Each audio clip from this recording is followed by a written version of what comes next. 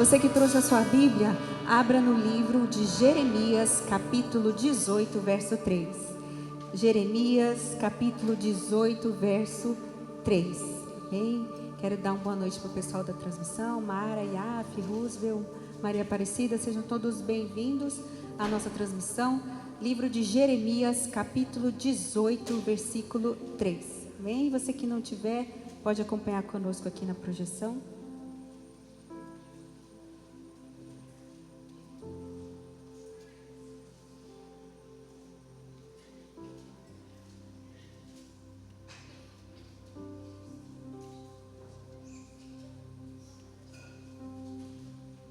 Amém? Jeremias 18, capítulo 3. Capítulo 18, versículo 3. Amém? Glória a Deus. Pode colocar a versão ARC mesmo. Pode deixar. Amém? Se não tiver a Bíblia, a gente pode ler comigo aqui na projeção. Diz assim, ó. E desci à casa do oleiro, e eis que ele estava fazendo a sua obra sobre as rodas. Como o vaso que ele fazia de barro se quebrou na mão do oleiro, tornou a fazer dele outro vaso, e conforme o que pareceu bem aos seus olhos fazer. Então veio a mim a palavra do Senhor, dizendo: Não poderei eu fazer de vós como fez este oleiro, ó casa de Israel? Diz o Senhor: Eis que como barro na mão do oleiro, assim sois vós na minha mão, ó casa de Israel. Agora você vai lá para o capítulo 19 de Jeremias, capítulo 19, versículo 10. Então você vai andar um capítulo, vai para o livro de Jeremias 19, capítulo 19, versículo 10. Vamos lá para o 19, 10, diz assim: Então quebrarás a botija à vista dos homens que foram contigo, e dirás: Assim diz o Senhor dos Exércitos: Deste modo quebrarei eu este povo e esta cidade, como quebra o vaso do oleiro, que não pode mais refazer-se, e os enterrarão em Tofete, porque não haverá outro lugar para os enterrar. Coloca sua Bíblia aí no seu assento, mais um minutinho e fecha os seus olhos. Senhor Deus e Pai, nesta noite nós estamos aqui para ouvir a Tua palavra, que é lâmpada para os nossos pés, a Tua palavra que é luz para o nosso caminho. Nesta noite, ó Deus, que eu diminua e que o Senhor cresça, e que Teu Espírito Santo possa falar aos corações nesta noite, não aquilo que queremos ouvir, mas aquilo que precisamos ouvir, porque só Tu, Senhor, tem palavras de vida eterna. Nós repreendemos todo mal contra esse culto, contra as nossas vidas. Se faça presente no nosso meio, é o que nós te pedimos, ó Deus, e te agradecemos no nome de Jesus. Toda a igreja diga amém? Amém, pode se sentar. Glória a Deus.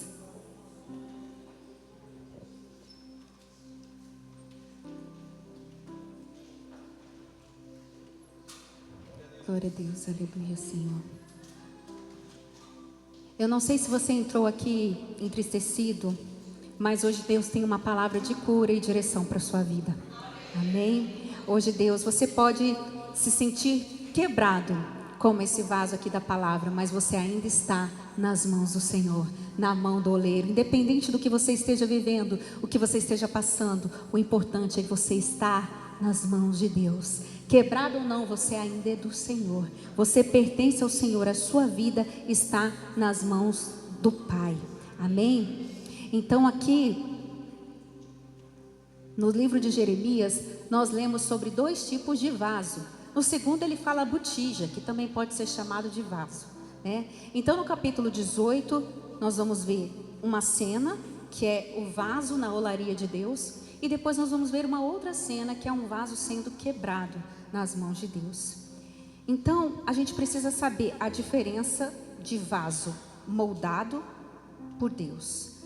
O primeiro capítulo que nós lemos, que foi o 17, nós lemos, no 18, ele diz que o oleiro está ali na roda, né? Vocês já devem ter visto o oleiro trabalhando com barro, no meio tem uma roda no meio, e ele vai moldando com as mãos dele.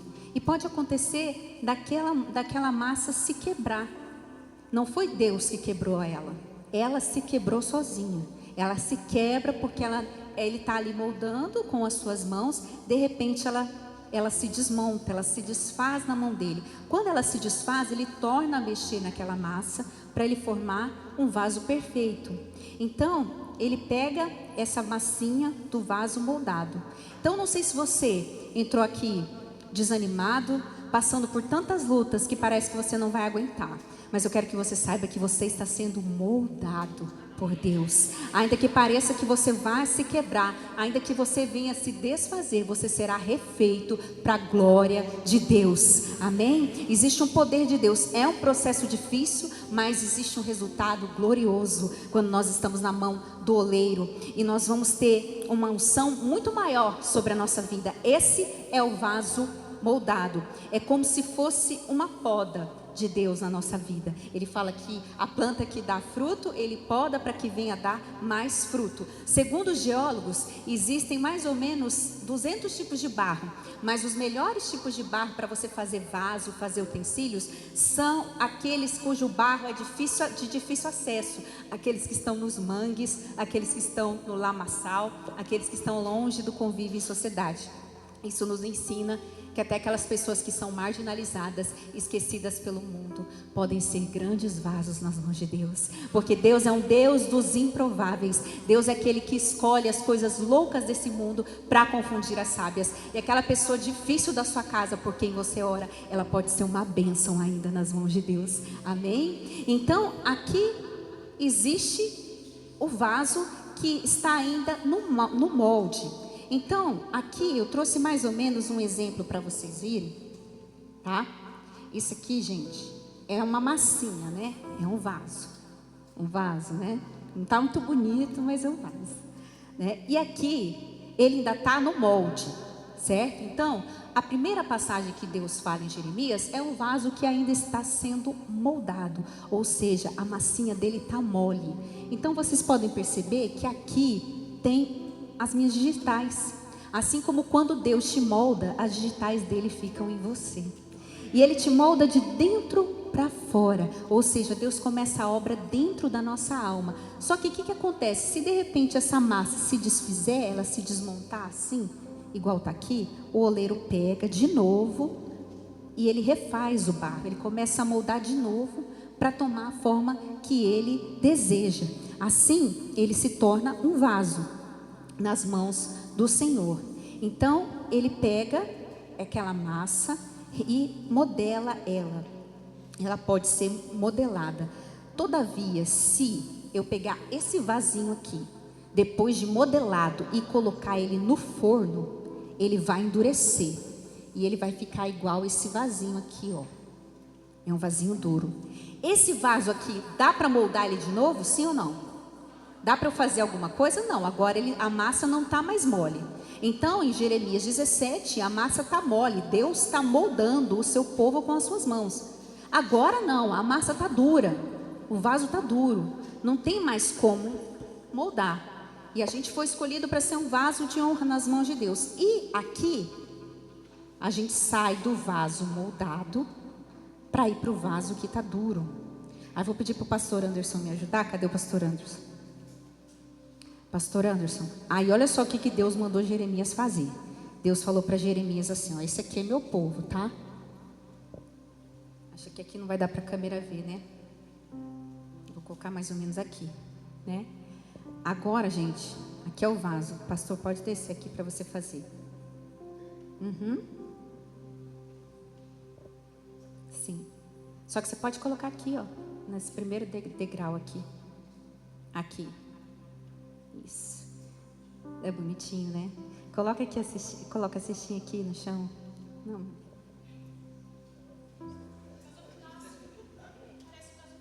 Em cima do gasofilaço. Ali do lado de cá. Isso. Agora, o que Deus mandou Jeremias fazer? O que ele vai fazer com esse vaso agora? Não dá mais para moldar. Não dá mais, ele já está endurecido. O que Deus mandou Jeremias fazer? Quebrar? Então você vai quebrar?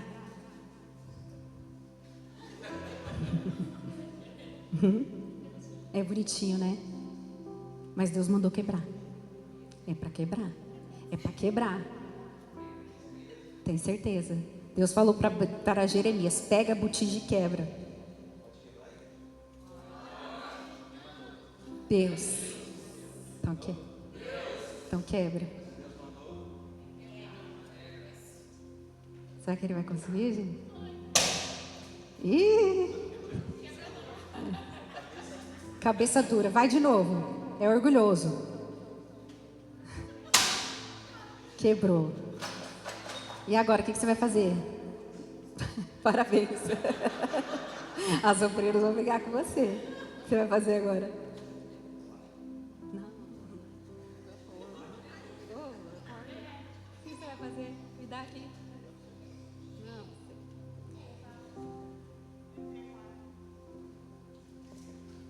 que você vai fazer? Joga fora. Não. É meu, você me devolve. Ó, então ficou só o caquinho aqui, tá? Aí você vai falar, o que eu vou fazer com esses caquinhos aqui? Pra que serve isso aqui, gente?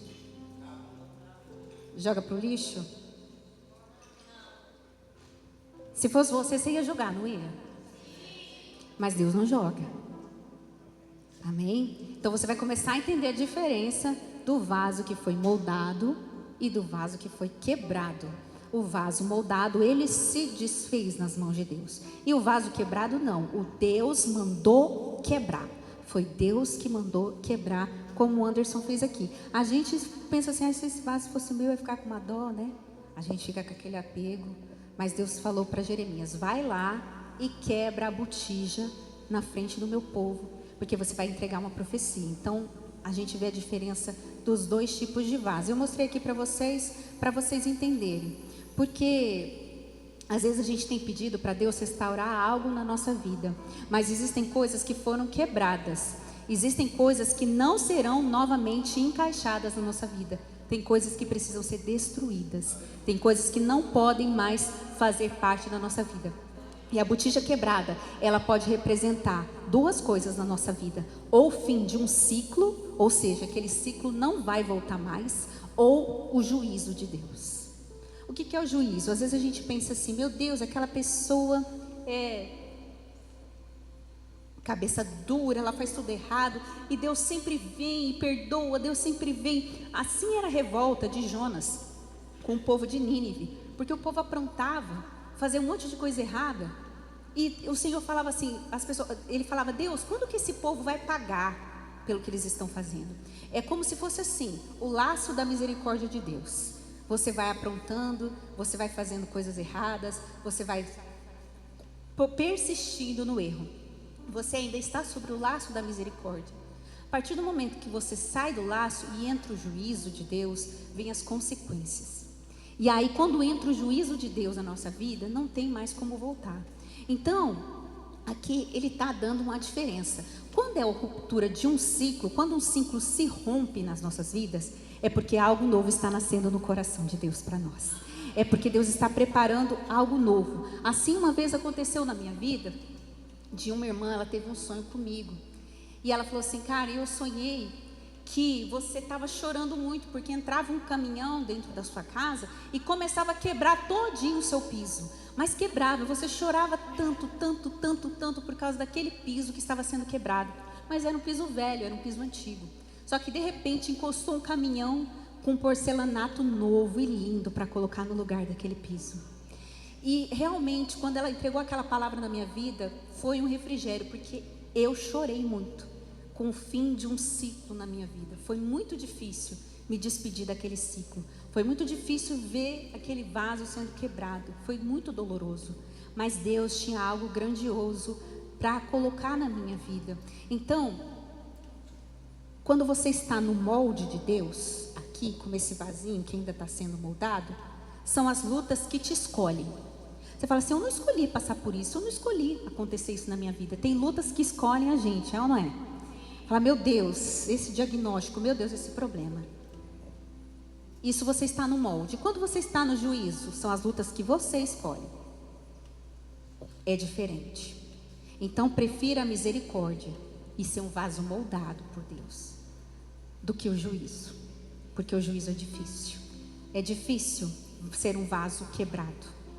Então, quando Deus ele usa Jeremias, o ministério de Jeremias não é um ministério de sucesso. O ministério de um profeta é um ministério duro. é um ministério pesado. E a gente sabe da responsabilidade. E eu lembro, quando eu comecei a frequentar a igreja, comecei a buscar o Senhor, aí Deus às vezes usa pessoas para revelar sobre o seu chamado, né? E uma irmã falava assim: Karen, você é uma profeta. Eu falava: eu não sou não. Ela: você é sim. Eu falei: eu não sou não. Porque a gente sabe da responsabilidade. A palavra de Deus diz: ai daquele que fala, assim diz o Senhor, sem Deus ter mandado dizer. Você entra no juízo de Deus. Então, ser profeta de Deus é ter comunhão com Deus, para realmente falar em nome de Deus. É uma responsabilidade muito grande. Por isso tem muita gente desviada das igrejas, porque existem os profetas, os falsos profetas, que usam o nome de Deus para falar que Deus está falando, quando Deus não está falando absolutamente nada. Às vezes a pessoa está aqui na frente, está com a amante, está no caminho errado, aí vem o falso profeta: continua, Deus vai te abençoar. Aí ele fala: é de Deus, vou largar minha esposa e vou para a amante. Porque ele está recebendo uma profecia errada, não é uma profecia de Deus. E Deus, aí a gente sabe que muitas vezes a profecia não vai agradar. Nem sempre Deus vai falar: eu vou te prosperar, eu vou te abençoar. Às vezes a profecia vai ser dolorosa, vai ser aquela assim: se conserta. E aí eu lembro que Deus já estava falando comigo a respeito disso, sobre o meu ministério. E aí uma irmã me ligou e falou: pastora, tem uma moça aqui que eu quero muito que você atenda a ela. Ela está passando por uma luta muito grande no casamento, uma luta na empresa. Tá tudo difícil na vida dela, e ela quer conhecer você e queria que você atendesse ela. Eu falei: tá bom. Aí eu falei assim: Senhor, eu quero orar, eu vou falar com você, fala comigo, Senhor, na palavra, o que é para eu falar para essa moça? O que o Senhor quer falar com essa moça? Aí orei, Deus falou para mim assim: a botija quebrada. Ai, eu: misericórdia, vou falar não, Jesus. Muito dura essa palavra. Gente, o texto é muito duro. É para você falar isso. Aí a pessoa vem, né, receber um conforto, e você vem com uma palavra dessa. E eu fui tremendo. Eu falei: eu não vou falar não. Eu não sei o que eu vou fazer. Gente, diante de Deus, quando eu entrei no escritório, tinha uma botijinha dessa aqui, em cima da mesa. Mas era bem menor. A botijinha em cima da mesa. Quando eu abri a porta, a moça entrou, a botija explodiu e caiu no chão, na minha frente. Ela: misericórdia. Aí Deus falou: vai falar. Ai, Jesus. Aí a hora que eu vi aquela botija quebrando, a lagriminha escorrendo. Mas não era por causa da botija. E aí Deus falou assim: fala para ela. Eu falei: olha, irmã, a palavra que eu tenho para te dizer é a botija quebrada. Você está sendo quebrada, sua vida está sendo quebrada, e você vai perder tudo. Se você não se voltar, não se arrepender, você vai perder tudo. Não é essa palavra que eu gostaria de te dar, mas é a palavra que o Senhor falou. Ela não derramou uma lágrima, uma pessoa extremamente fria, extremamente dispersa. Parece que ela não estava nem ligando porque ela estava ouvindo. Quando deu pouquíssimo tempo, igreja, ela perdeu tudo. A empresa, o marido abandonou, ela ficou na miséria. Ela entrou pela igreja destruída, igual esse vaso. E quando tudo aconteceu, ela foi para a igreja. E aí pensa uma pessoa que começou a chorar. Pensa uma pessoa que começou a ser tratada por Deus, porque a vida dela estava quebrada. Existia um orgulho dentro dela, mas a partir do momento que Deus começou a trabalhar, as lágrimas começavam a cair. E cada culto ela se quebrantava, em cada culto Deus falava com ela, em cada culto ela ia deixando um pecado para trás, uma coisa para trás. Deus foi tratando, e foi difícil, porque o vaso moldado, a gente está passando por uma luta. Às vezes você se quebra, às vezes você parece que não vai aguentar, mas você está na mão do oleiro. Agora, quando a botija foi quebrada, não tem mais empresa. E Deus não falou que ia devolver a empresa não, irmãos. Não era essa a palavra. Deus ia dar uma nova história para ela. Mas foi tudo. Aí o marido saiu de casa. Para você ter uma ideia, a gente tinha que fazer cesta básica para ela poder comer. Não tinha comida dentro de casa. Uma pessoa que assim andava com vários carros, rica, se vê sem ter o que comer. A situação. Mas Deus tratou ela de uma forma. Deus foi pegando aqueles cacos, falou: vai voltar a ser barro, e eu vou fazer nascer novamente. Amém? Deus, ele começou uma obra linda de conversão, de salvação na vida daquela moça. E foi tão lindo Deus tratar, para vocês entenderem bem a diferença do vaso quebrado para o vaso moldado. Então, uma outra vez, uma pessoa pediu oração, falou: pastor, eu quero que você ore por mim, pelos meus filhos. E eu fui orar por essa pessoa. Deus falou assim comigo: o filho dessa irmã, o do meio, botija quebrada, Deus vai tratar e vai doer, hein? E aí eu falei: irmã, eu quero te falar uma coisa, eu preciso te falar. Esse seu filho aí do meio, o do meio, Deus vai tratar. Vai vir algo sobre a vida dele. E você vai ter que ter força. E aí, quando começou a acontecer, esse filho me procurou pela internet, eu conversando com a pessoa pela internet. E aí falou: você pode orar por mim, pastor? Eu posso. Falei: Senhor, me dá a palavra. A palavra falava assim, que estava numa prisão por causa de negócios ilícitos. E que Deus queria que deixasse a corrupção e a mentira para que Deus pudesse dar um recomeço. E quando eu comecei a orar por essa pessoa e por a pessoa que ela pediu, ela não me contou que a pessoa estava presa. A pessoa estava na cadeia, de fato. E eu achando que era prisão espiritual. E era prisão mesmo. Eu falei: está na prisão. Aí o irmão já pulou, né? Está na prisão. E Deus quer que deixe, por quê? Porque está fazendo falcatrua. Está prosperando de maneira ilícita. Mas o juízo vai vir. E veio. Estava lá na prisão. Tem esperança? Tem, se arrepender e sair do caminho errado. Tem, se arrepender. Mas o que foi quebrado? Aquela empresa mentirosa, aquela empresa laranja para roubar, não existe mais. A do dinheiro fácil não existe mais. Não volta mais. Deus não quer mais que você volte para a prostituição. Deus não quer mais que você volte para o dinheiro fácil. Deus não quer mais que você volte para a mentira. Isso sim é uma botija que Deus quer que quebre da sua vida. Amém?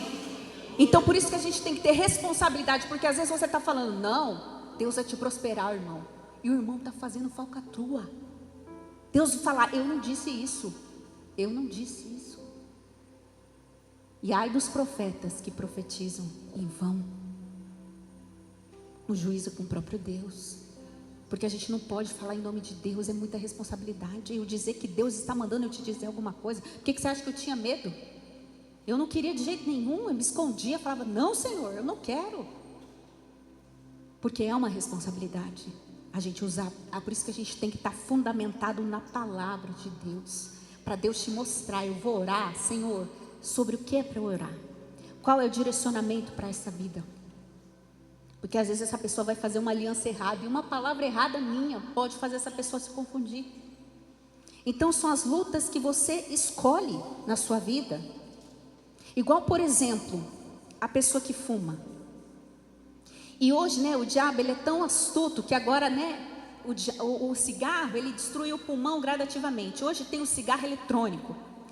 E eu vi uma psiquiatra falando que daqui 2, 3 anos, muitas mães vão enterrar os seus filhos jovens, porque o vape, o cigarro eletrônico, ele transforma o pulmão da pessoa em um pulmão de pipoca. Ele enche o pulmão de feridas. Isso é coisa de 2, 3 anos, tá? Não é igual cigarro não, que você fica 20 anos fumando, aí vem um câncer no pulmão. Não, é coisa de 2, 3 anos. Igual o narguilé. Pergunta para quem trabalha lá no Hospital do Câncer, o tanto de jovem com falta de ar, com jovem com pulmão de pipoca, falando que está com problema respiratório, mas na verdade está fumando escondido dos pais no intervalo da escola, está fumando com um amiguinho, e é na escola que eles fumam, viu? Por isso que é importante você sentar e conversar com seu filho. Esses tempos eu sonhei com uma adolescente, eu falei para o pastor: pastor, eu sonhei que estava fumando. Jesus, não é possível isso. Quando deu um mês, eu tive a notícia. Estava fumando mesmo. A mãe nem sonha. E aí de repente a filha está com falta de ar, vai para o hospital. Por quê? Porque dá câncer, meu irmão. Porque o que vai acontecer? Vai encher de ferida o seu pulmão. Então se você ama o seu amigo e está vendo ele fumando, avisa ele que ele vai viver pouco. Avisa ele. Se você ama de verdade, não compactue com isso, porque isso é sério.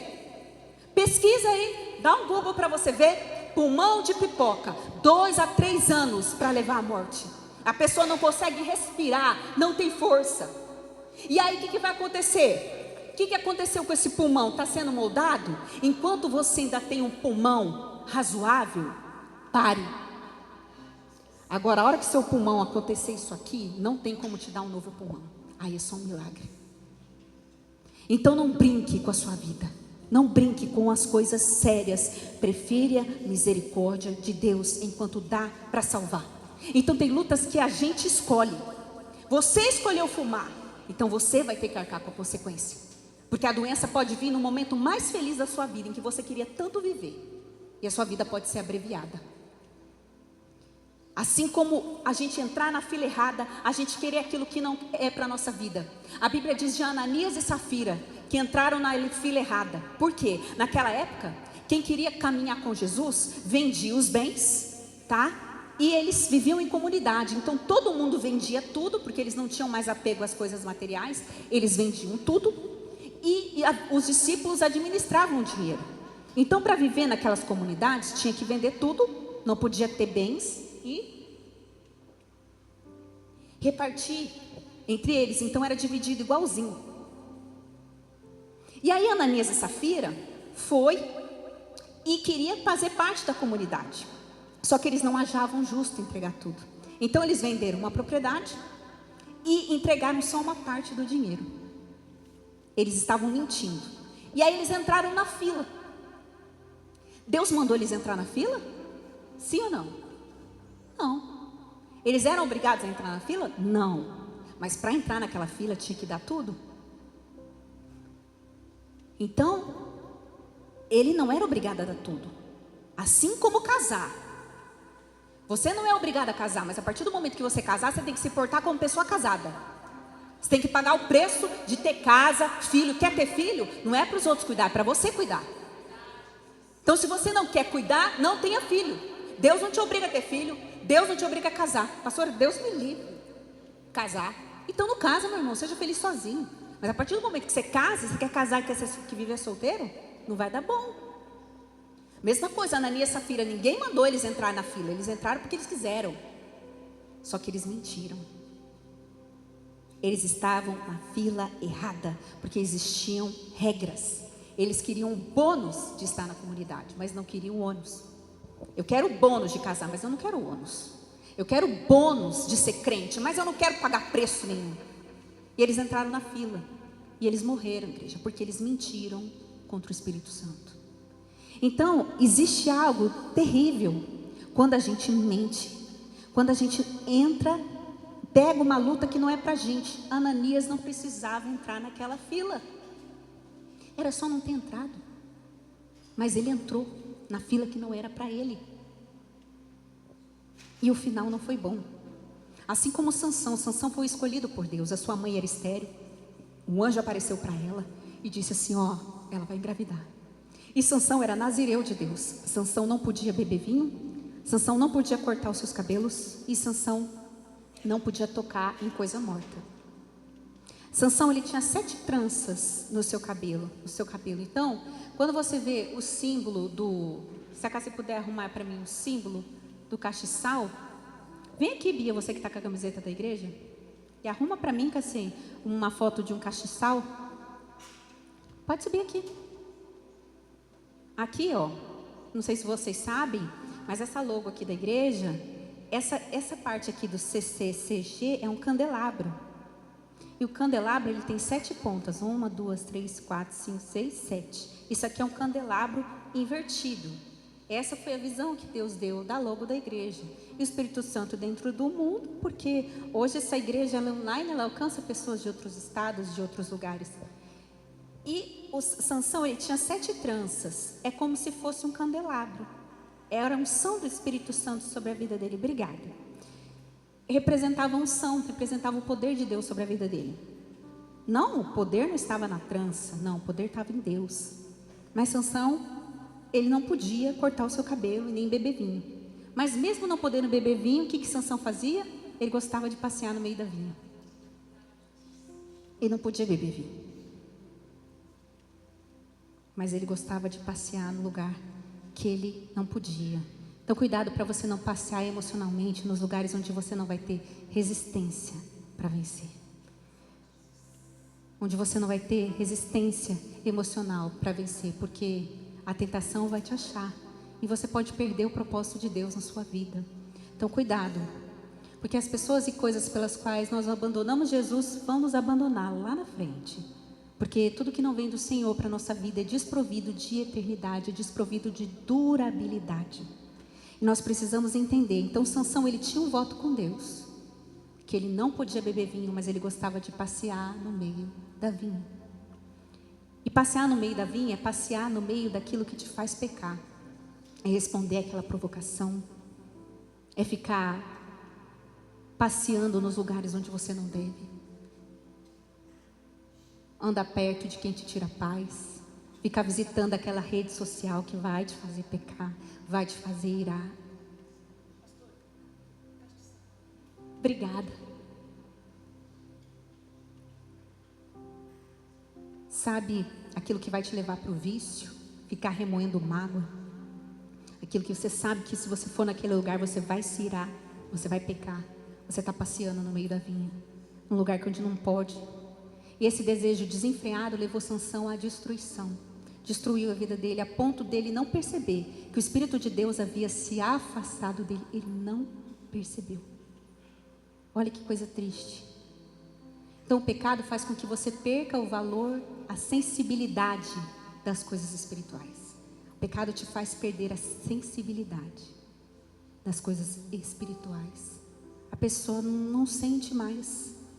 Então volte enquanto é tempo. Se Deus está falando com você, ainda há tempo de você mudar. Ainda há tempo de Deus te moldar e trabalhar na sua vida.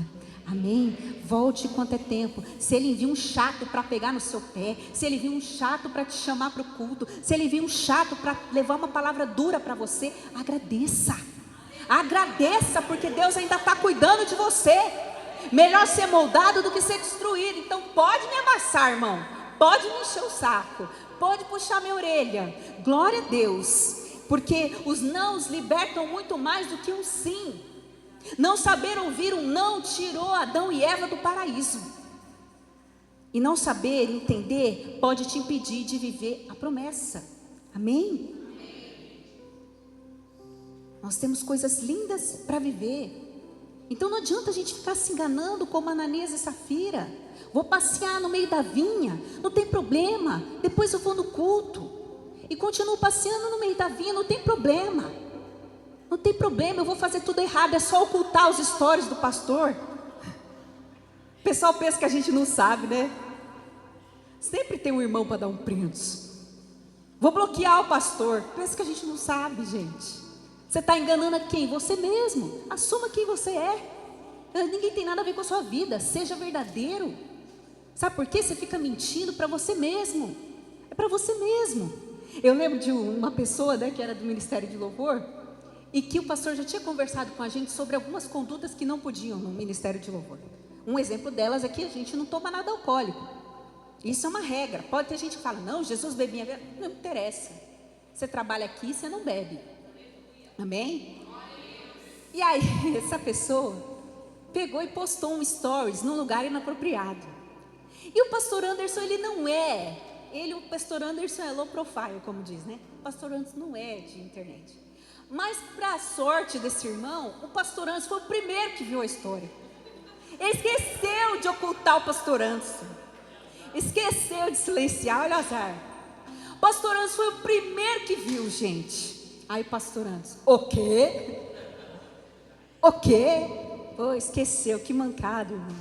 Como assim? Aí, por isso que Deus usava as pessoas para dizer, olha, esse altar está rachado. Esse altar está com problema. Porque a gente não engana Deus, gente. A gente pode enganar todo mundo, mas Deus você não engana. Deus não quer nossas lágrimas falsas, Ele quer arrependimento verdadeiro. Porque se alguém tem que te dizer que você não pode ir, que você não deve fazer, é porque verdadeiramente Deus não está habitando aí. Porque quem sabe, quem tem comunhão com o Espírito Santo, percebe a presença dEle ou a ausência.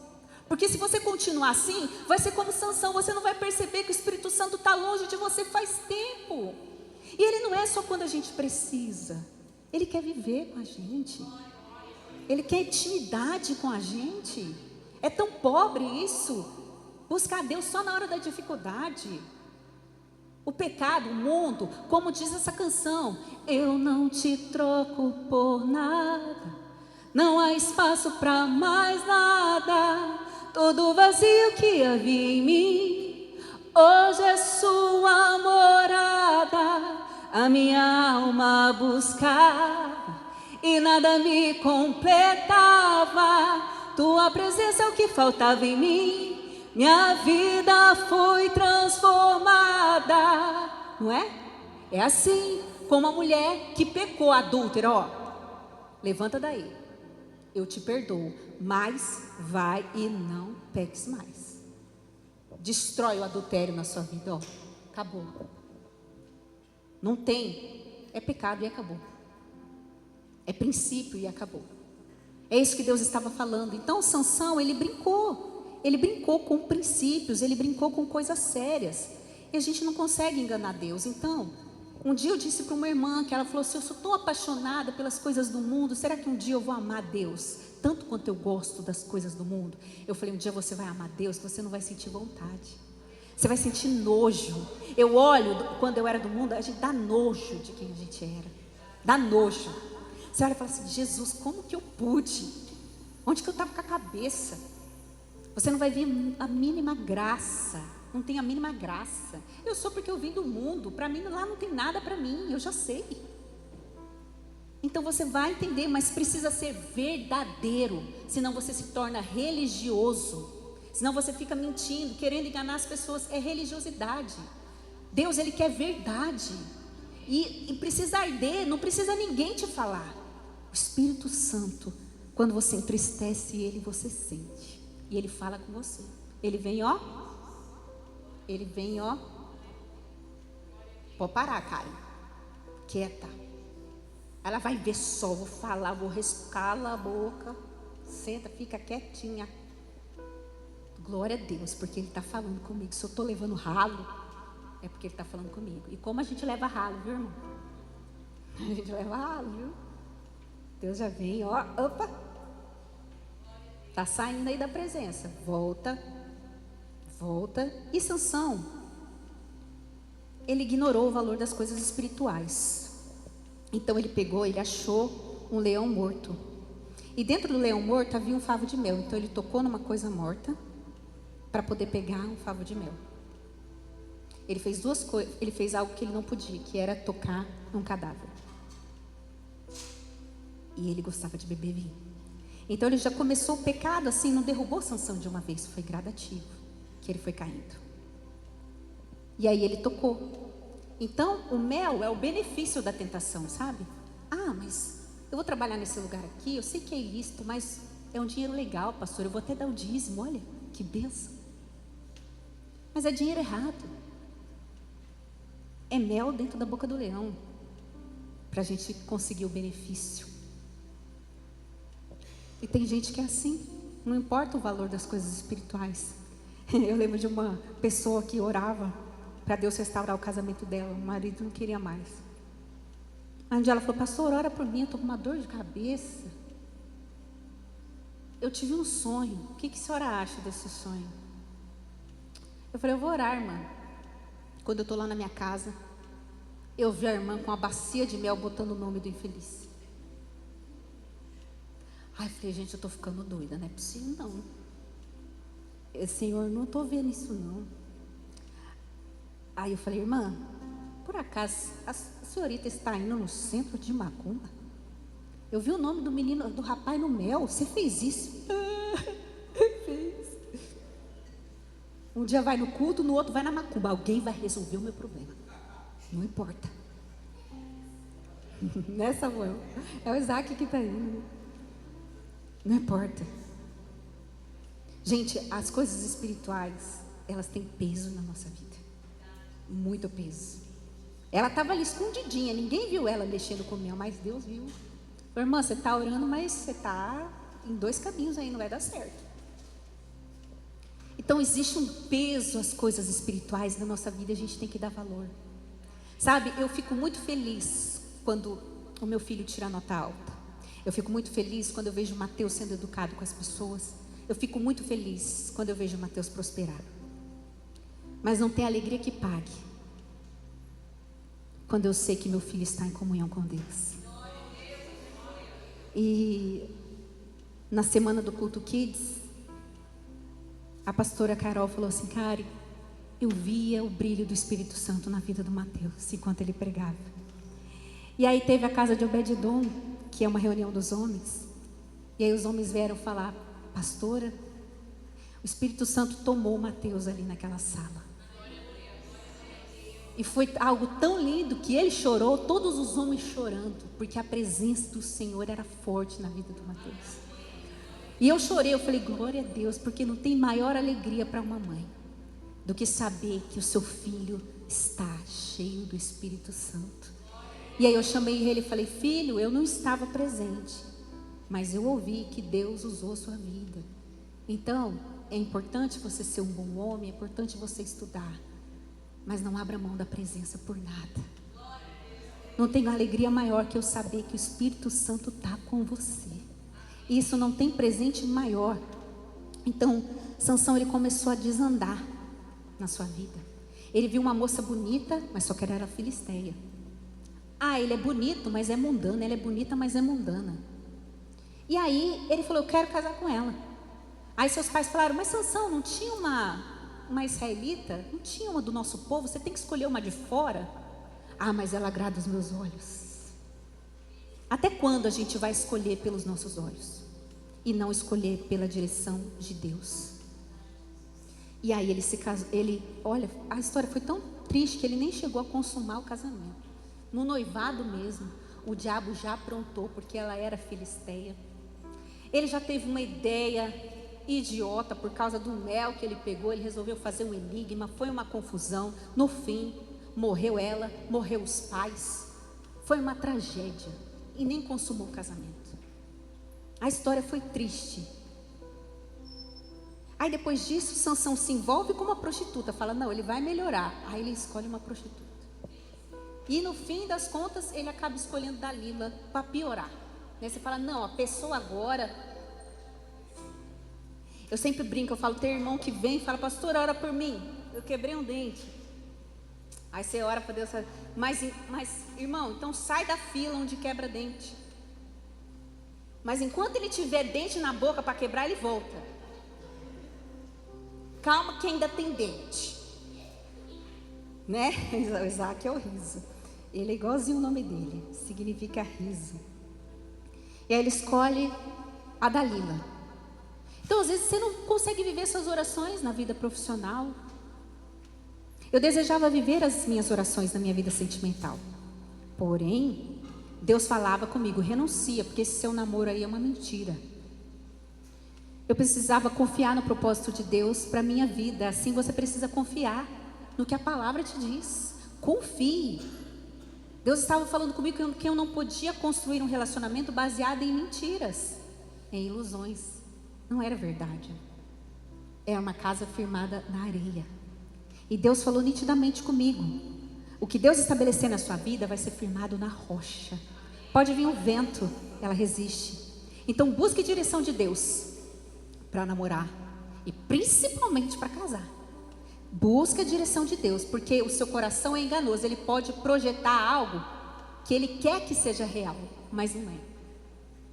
E a paixão faz isso.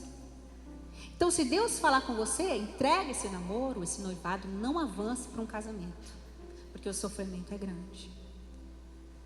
Eu lembro que uma moça, ela era missionária, muito usada por Deus, e ela estava noiva.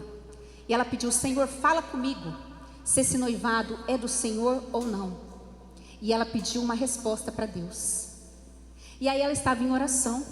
E aí um dia ela chegou na sala e o seu noivo estava conversando com a mãe dela. E ele não percebeu ele não sabia que ela estava ali, porque ela estava escondida. Quando ela escutou o noivo conversando com a mãe, ele disse assim: depois que nós casarmos, essa vida de missionária dela acaba. Eu não quero saber dela pregando, dela ministrando. Eu quero que ela seja minha esposa e fique dentro de casa. Essa vida dela de missionária acabou. Quando ela escutou isso, o coração dela doeu. Por quê? Porque ela amava mais a Deus do que a ele. Ela amava mais o chamado dela do que ele. Então, para ela, doía mais perder a presença. Eu não posso amar nada que venha me roubar a presença de Deus. Como que eu posso amar? Quando Sansão, ele aceitou Dalila na sua vida, ele não percebeu que o Espírito Santo se afastou dele. Eu quero Dalila. E quando ele quis Dalila, ele abriu mão da presença. Quando você escolhe o pecado, você abre mão da presença. E tudo que você recebe sem Deus é perda. E quando você perde a presença, você perde a sua identidade. Dalila infernizava Sansão todos os dias. A palavra diz que ela infernizava tanto Sansão a ponto dele se esgotar e querer morrer. E Sansão terminou os seus dias. Ele morreu jovem, ele não teve um amor verdadeiro, ele não construiu uma família, porque ele abriu mão da presença.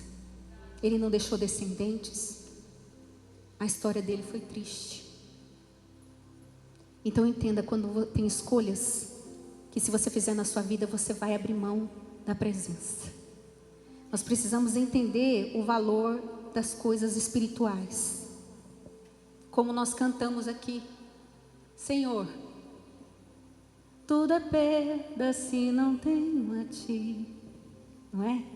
E ele fala assim: do que adianta eu ganhar o mundo inteiro e a minha alma se perder sem Ti, Senhor? Do que adianta eu juntar os meus tesouros e me esquecer daquele que me amou, se eu não tenho a Ti? Não tenho nada, nada eu serei sem Ti, Senhor.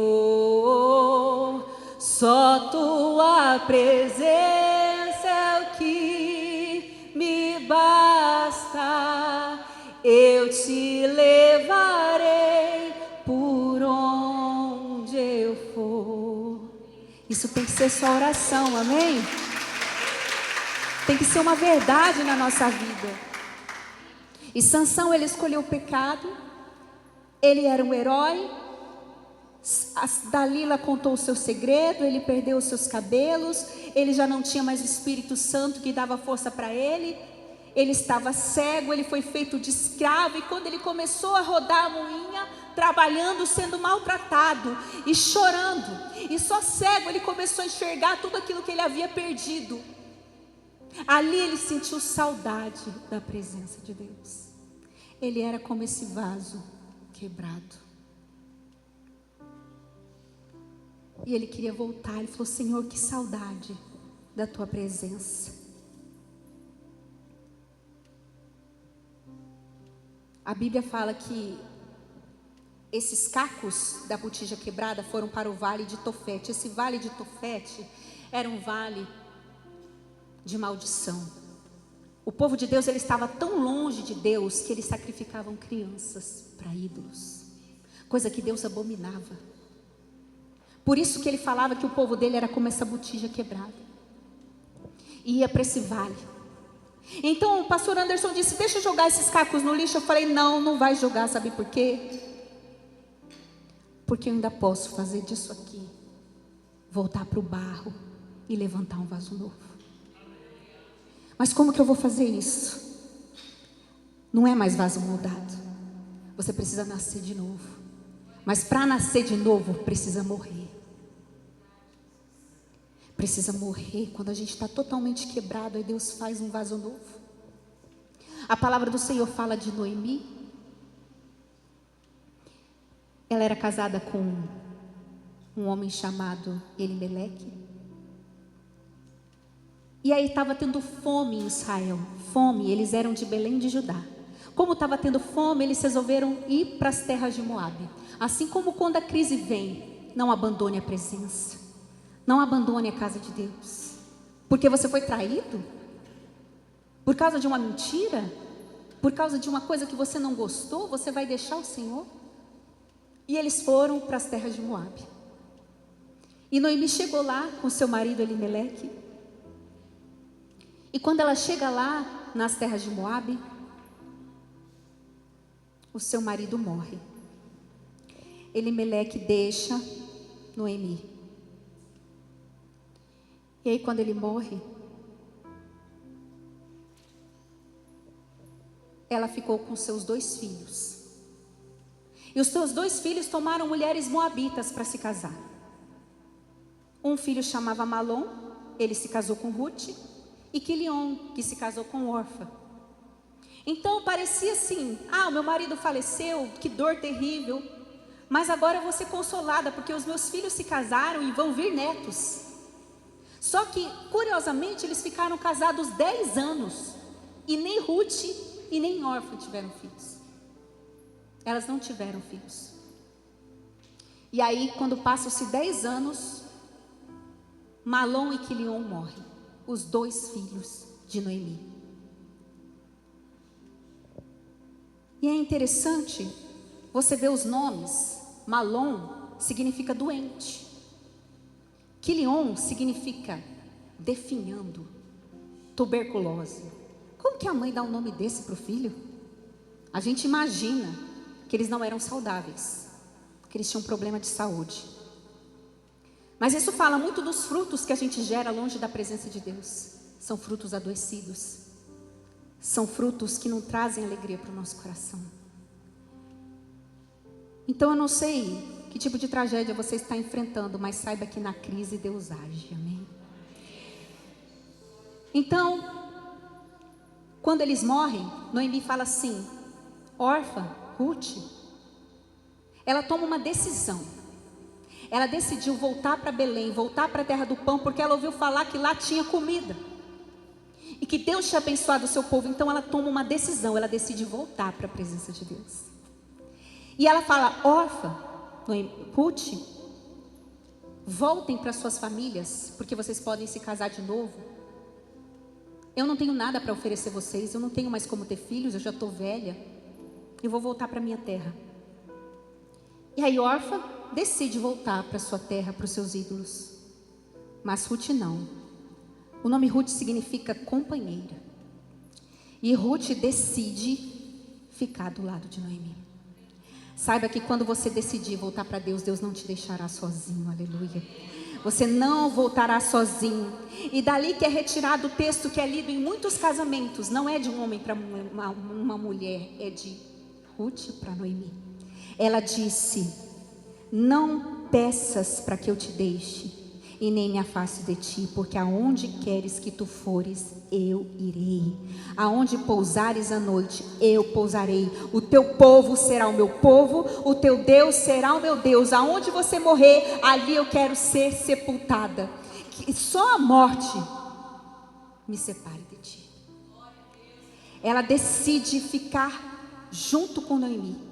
Noemi que disse que quando ela foi para Moabe, ela foi cheia e ela volta vazia. Ela volta sem o marido, viúva, sem os filhos, financeiramente destruída. Ela não tinha nada para oferecer. O nome Noemi significa amável, significa algo bonito, suave, encantadora. Ela diz: me chame de Mara, porque eu sou amarga. Mas Ruth falou assim: eu quero estar aonde Noemi está. Noemi não tinha valor humano, mas ela tinha valor espiritual. Ruth, ela queria estar junto com a sua sogra, porque ela sabia que a sua sogra era uma mulher de Deus. Como nós cantamos: eu prefiro a presença do que os bens desse mundo. Se for para eu me perder de ti, Senhor. Ela decide ficar do lado da sua sogra. E quando Noemi e Ruth voltam para Belém, 2 falidas, Ruth começa a comer espigas, porque tinha uma lei que as viúvas, os órfãos, quando havia as plantações, deixassem um pouquinho para trás para alimentar os necessitados. E ela estava vivendo de migalhas. Ela estava vivendo do resto. Só que ela foi para as terras, e essa terra para onde foi pertencia a um homem chamado Boaz. E esse Boaz, ele era parente delas. Ele era parente de Noemi. Mas Deus tira ela daquela condição de comer migalhas e coloca ela à mesa. Assim Deus faz conosco. Talvez hoje você ainda está vivendo uma situação difícil de dor, mas Deus está te chamando para a mesa. E ela compartilha suas espigas com o Noemi. E aí elas pensam assim, Noemi fala, olha, Boaz, ele é nosso parente, ele pode te remir. O que era remir? Quando uma mulher ficava viúva, um parente casava com ela, para ela não perder a descendência. E ela foi na eira. Ela falou, vai lá, toma banhos, visita onde Boaz está. Boaz foi bom com elas, encheu elas de espiga, abençoou elas, e o nosso Boaz é o nosso Deus. E aí ela vai no secreto, à noite, visitar Boaz. E como se ela, uma atitude de rendição, para que ele remisse ela. Assim você tem que ter secreto com Deus. Assim Deus vai restaurar a sua vida. Chega de viver de migalhas. Deus está te chamando para a mesa. E quando você se render à presença de Deus, Ele sabe. Deus sabe. Deus sabe do sonho de você ter uma família restaurada. Deus sabe. E vai chegar a hora que no lugar da impossibilidade Ele vai derramar milagre na nossa vida. Então recomeçar é ter fé que Deus pode erguer das nossas ruínas uma linda construção para a glória dEle. Das nossas cicatrizes Ele faz nascer asas. O recomeço de Deus é maravilhoso. Quando você decide tomar o caminho certo, Deus pega os cacos e refaz. Então quando algo se encerra ao seu redor, algo grandioso começa a nascer no coração de Deus a seu respeito. Então recomeçar é crer que de uma família fracassada, Deus pode te dar um lar. De uma vida sentimental de fracassos, Deus pode te dar um recomeço. Deus pode restaurar a sua vida sentimental. Deus pode, porque um fracasso não define a sua história, mas a sua capacidade de se levantar em Deus. Algumas pessoas vão embora, alguns recursos vão embora, mas o que importa é que Deus não vai embora. E se Deus não for embora, você tem um recomeço com Ele. Você tem. Então deixa o Senhor apagar essas feridas do passado. E você não estará sozinha, assim como Noemi. Ela não tinha nada material para oferecer, mas Ruth decide ficar ao lado dela, porque ela tinha valor espiritual para oferecer. Deus levanta Ruths para caminharem do nosso lado. Quando nós não temos nada para oferecer além de problemas, Deus coloca, porque nós carregamos a presença. Noemi perdeu a sua família, só lhe restou a nora. Mas elas acreditaram no recomeço de Deus. Elas acreditaram. E elas voltaram para a direção do Pai. E dessa linhagem Deus fez descender Jesus. Quando Deus prepara o momento, Ruth se casa com Boaz. A Bíblia diz que Ruth era tão boa para Noemi, que todo mundo falava, meu Deus, ela é tão boa para Noemi. Ela é melhor do que se Noemi tivesse 7 filhos. Deus recriou a alma de Noemi. Deus restaurou Noemi por completo. E eles tiveram um filho que se chamou Obed. Obed gerou Jessé. Jessé gerou Davi. Então Ruth, uma moabita, Deus reescreveu a história dela e de Noemi. E deu da linhagem delas o nascimento do nosso Cristo. Então se coloque em pé, você que pode. Nós vamos orar, porque Deus, Ele pode trazer um recomeço para a sua vida, para que você seja refeito nas mãos dEle. Não queira ser um vaso quebrado, não. Seja um vaso moldado por Deus. Mas se você chegou aqui quebrado, talvez como Sansão, volte para a presença de Deus. Volte para a presença do Pai. enquanto é tempo. Assim como Noemi parecia que tinha acabado para ela, mas ela tomou uma decisão importante. Ela decidiu voltar para a casa do Pai. Ela decidiu voltar para a presença de Deus. Não importa quanto quebrado você esteja, Deus pode reconstruir a sua vida. Deus pode refazer a sua história. Deus pode. Mas que você volte para Ele. Que você não volte só para a igreja. Que você não volte para os irmãos verem. Não, é para Deus. É para Ele que você tem que voltar. E quando Sansão ali cego, empurrando aquele moinho, ele disse: Senhor, que saudade da tua presença, que saudade das proezas que fazíamos juntos, Deus. Por favor, Senhor, me deixa sentir isso outra vez. O cabelo dele começou a crescer. Ele entendeu o quanto era difícil perder a presença.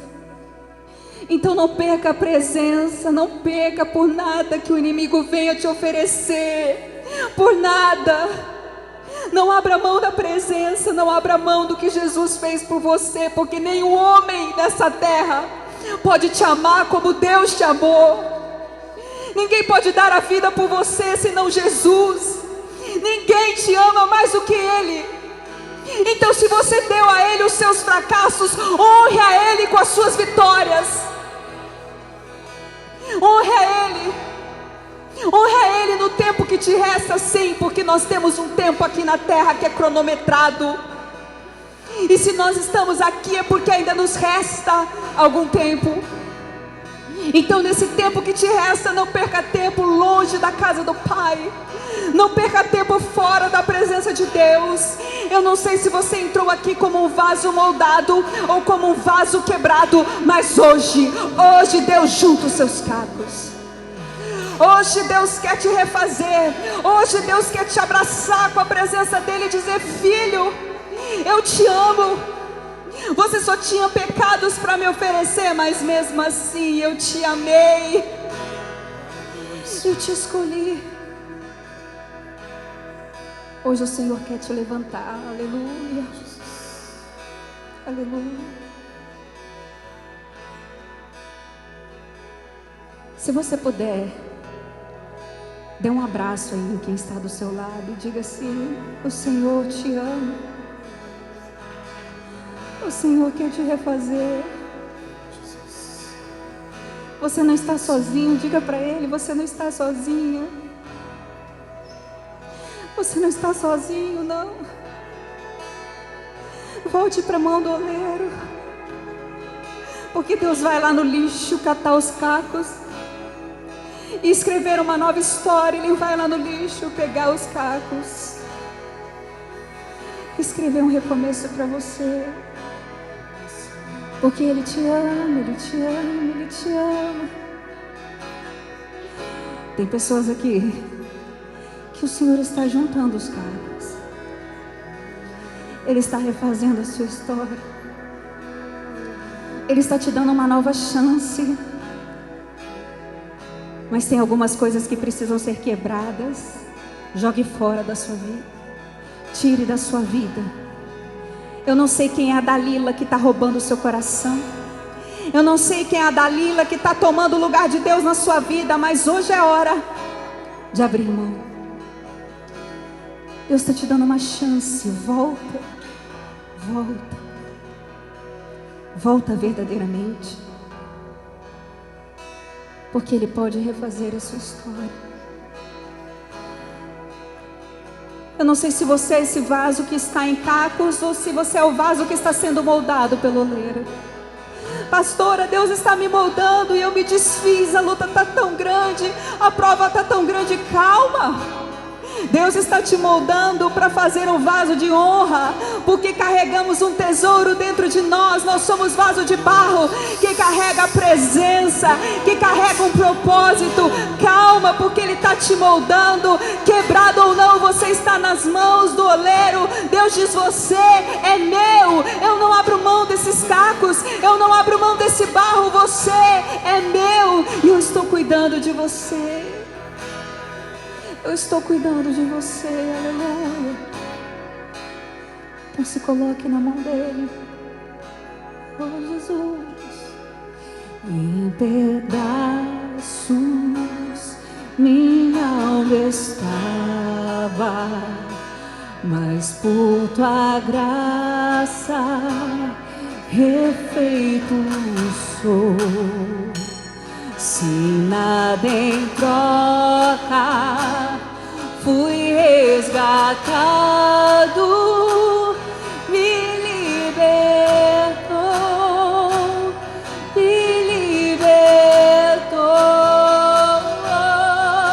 sublime graça, doce o som, diga, que salva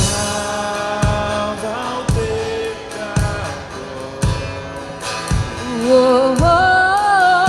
Fui cega agora, perdi. Abra os seus olhos, Sansão. Agora eu posso ver.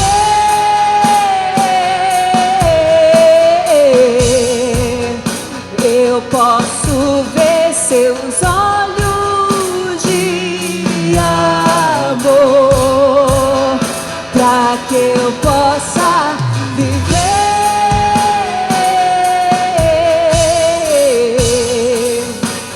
sua vida. Ele entregou.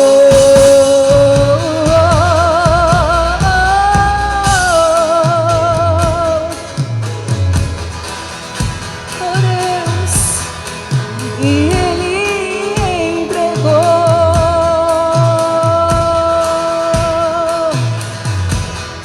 Mesmo com falhas e com fraquezas, em teu tesouro em mim está.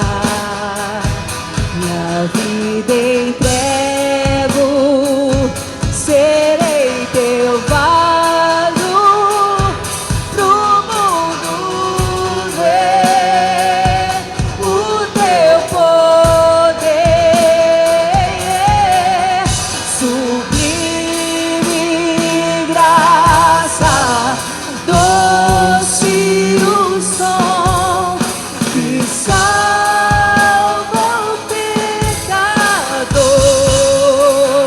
Oh, oh, fui cega agora, posso ver.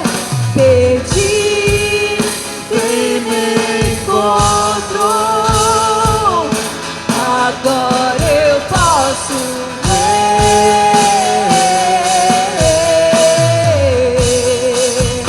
Eu posso ver seus olhos de amor, pra que eu possa viver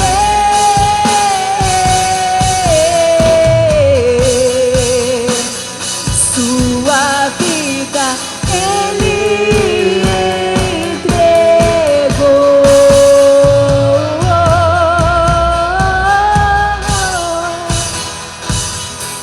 Oh, que você receba essa noite a presença de Deus. Deus, nesse momento, Deus, eu oro, Deus, pela vida da Marinilde, Senhor, por todos aqueles que estão nos assistindo, por quem está aqui nesta noite. Nós clamamos, Senhor, pela tua presença. Quando você tem medo, nós temos medo, sim, de perder nossos bens, perder nossas conquistas, mas o maior medo é perder a presença. O maior medo é a gente perder a presença de Deus quando nós oramos. É perder essa presença de perto de nós. E mesmo sabendo que nós desagradamos tanto ao Senhor. Ele tem a paciência de não descartar o barro e de tentar fazer de novo, e de novo, e de novo. Obrigada, Senhor, por insistir com esta igreja. Obrigada, Senhor, por insistir conosco.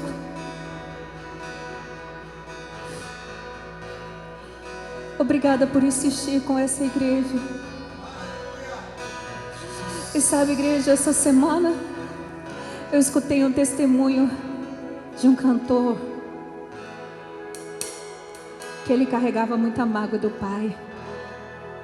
A mágoa era sua, Dalila. Mas o dia que ele pediu perdão para Deus, para o seu pai, ele passou a alcançar notas que ele nunca havia alcançado antes.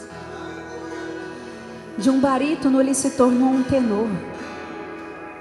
E quantos de nós temos vivido fora do tom, fora do propósito? E Deus queria que você alcançasse notas tão altas. Mas existe uma Dalila aí no coração. A mágoa, o pecado, tudo que nos afasta de Deus, a mentira. Mas tira da sua vida. Tira da sua vida, porque não vale a pena. Deve ter sido muito difícil para Sansão enxergar isso, cego. Deve ter sido muito difícil para ele ver que não dava mais tempo. E ele falou: Senhor, eu tenho saudade da tua presença. Me usa mais uma vez no meu último dia de vida. Foi isso que ele pediu. Mas a história não precisa terminar assim. Se você deixar a salvação entrar, se você verdadeiramente deixar o Espírito Santo transformar a sua vida, transformar a sua história, Ele pode, Ele pode, Ele pode, Ele pode. Escuta esse som.